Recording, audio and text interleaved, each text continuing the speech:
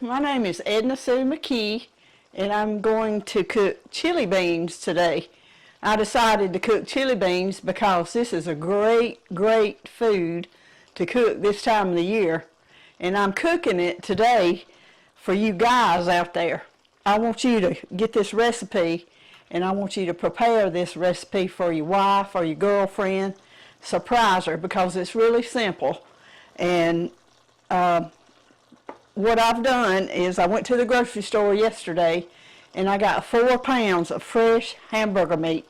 I got 2 pounds of ground chuck and 2 pounds of ground beef, and I've started browning it in my big frying pan. Before I started, I sprayed the pan with Pam. I spray everything with Pam. I even put Pam on Jerry to keep him from sticking everywhere. So I put the Pam in, put the hamburger meat in, and got me a wooden spoon, and I'm a fan of using a wooden spoon when I'm cooking. So I've been browning this meat and chopping it up as I go, and it's got some grease in it, and we're going to be draining this in just a little bit. But what you do is stay right with it, and I've got it on medium heat, and just get all these pieces of meat kind of chunked up and in small pieces. So what I'm going to do next is I use Jimmy Dean sausage, and you can buy the hot, but I don't like my chili beans real hot, so I bought the regular, and it calls for 1/2 to 1 pound, and this is 1 pound. It calls for between 1/2 and 1 pound of sausage. So I used the regular Jimmy Dean, and I used about 3/4 of this. So I'm going to add this to my hamburger meat. Once I get it in here, everything, I'm going to start chopping it up just like I did the hamburger meat. You can use the entire pound if you'd like, but I usually just use either between 1/2 and 3/4. When you start chopping it up just like I did the hamburger meat, this really gives it a good flavor. And I'm telling you guys, if you listen and get all these ingredients, it's real simple. The main thing to this recipe is just what you put in it and combine it together, and it makes a wonderful pot of chili beans. And this recipe will make a big boiler full. You either can share it with your family, call your family over and have a big meal for them, or either you can share it and then put some of the containers in the freezer. It freezes real well. And I usually put it in one of those each serving that I get and put all this in. I usually take one of those Rubbermaid take-along containers. It's about, I think, a little over bigger than a pint. And I'll freeze it and then take it out when you come in from work or something. You got a meal. And what's good with this is fried potatoes and onions together, or corn on the cob. You can make you some corn muffins or a cake of cornbread, or do like us, we just like soda crackers with ours. But this is a great recipe, and I've got 3/4 pound of sausage and 4 pounds of ground beef. 2 pounds of ground beef, 2 pounds of ground chuck, total of 4 pounds. And you get it all brown real good, and this is looking good. And then the recipe calls for you to put your spices into your meat before you get it into the boiler. So the next thing I put in here will be a can of the chopped green chilies. This gives it a good flavor. It don't make it hot, it just gives it a real good flavor. So I'm going to use this.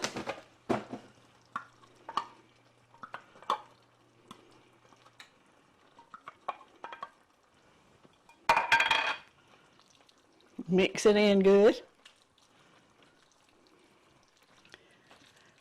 And after that, I'm going to add 1/2 cup of chili powder.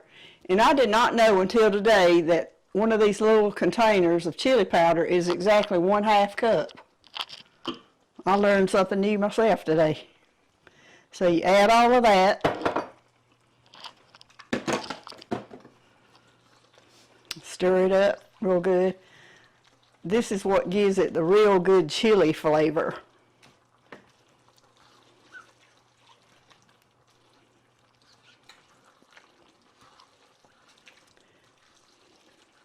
It smells divine too, let me tell you.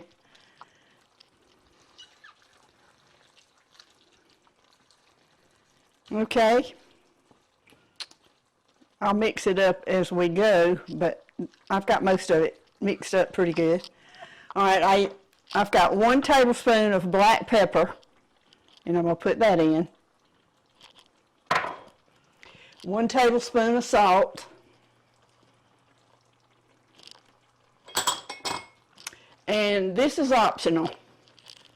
You can use the crushed red pepper, and this is what gives it a little bit of heat. And it calls for, you can use up to ever how much you want, but I always use 1 tablespoon. That's not a lot for this amount of chili beans. So I put that in. And I'm going to mix all these spices.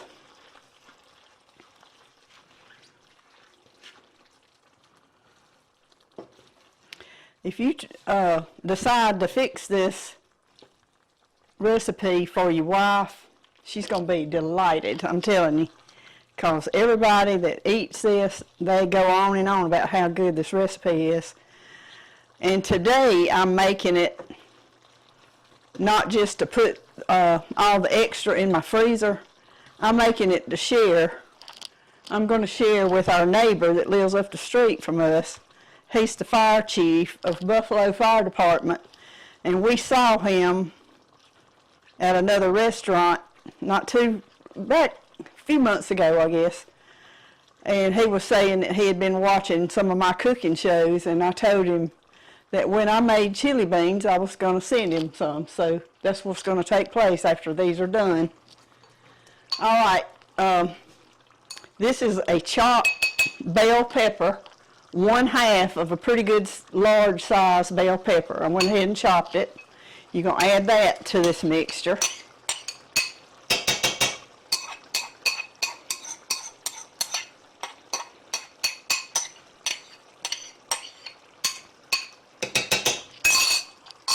And also 2 medium-sized onions, and I went ahead and chopped those. You're going to put that in. And all these ingredients together are really going to make this taste so good. This is excellent to cook on a real cold day, and all these cold months are coming up, and this is great. We look forward all the time to sitting down to a good pot of chili beans. So I got all my ingredients in as far as the meat and all the spices and the chopped onions and the chopped peppers. So I'm going to get this mixed, and then we'll go to the second part of the recipe.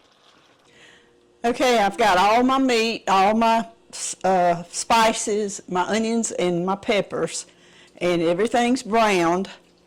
Everything smells good and looks really good. And I'm getting ready to add the pinto beans. And it calls for 6 cans of Bush pintos. And the reason you use this brand, it has the thickening in it of the juice, but no big chunks of pork. If you was to buy Lux, you're going to get them big chunks of pork, and you don't want that. So I'm going to add 6 cans of these pintos to this mixture.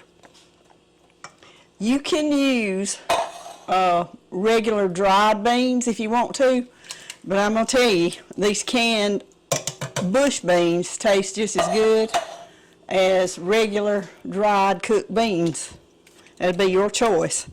I've been cooking this for a long time, and I can tell it doesn't make any difference.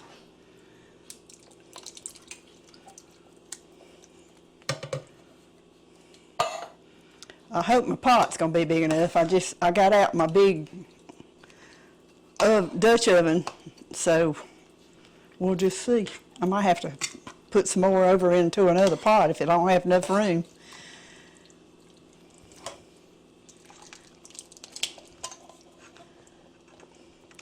All right, that's 5 and 6. When you get all these ingredients in there, you got a big pot full of stuff. All right, you're going to add, the recipe calls for 1 28-ounce Hunt's petite tomatoes. So you're going to add this to the mixture.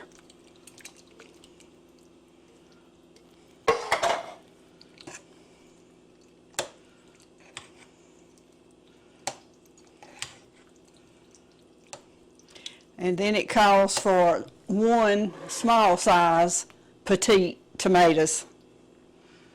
And by the time you get all of this in there, you got a pot full of chili beans.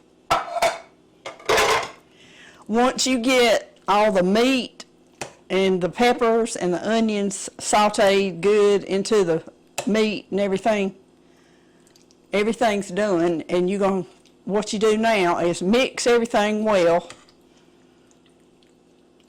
and put a lid on it and put it on simmer, no higher than simmer, and let it simmer for an hour or so, and it's completely done.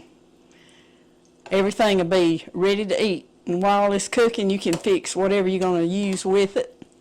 Make you some cornbread, or either get out a box of fresh soda crackers or whatever you want. And when you get ready to serve this, you can put a serving of these beans, chili beans, into a bowl and top it off with shredded cheese. That makes it real good.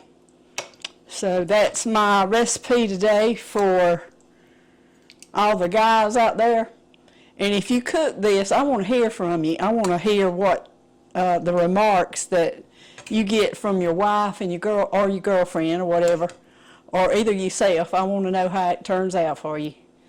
So I've enjoyed doing this today, and I hope I get to do another one soon. I've kind of slacked off for a while of doing these videos, but I feel like I'm going to get cranked back up again. So we'll see you later. Bye-bye.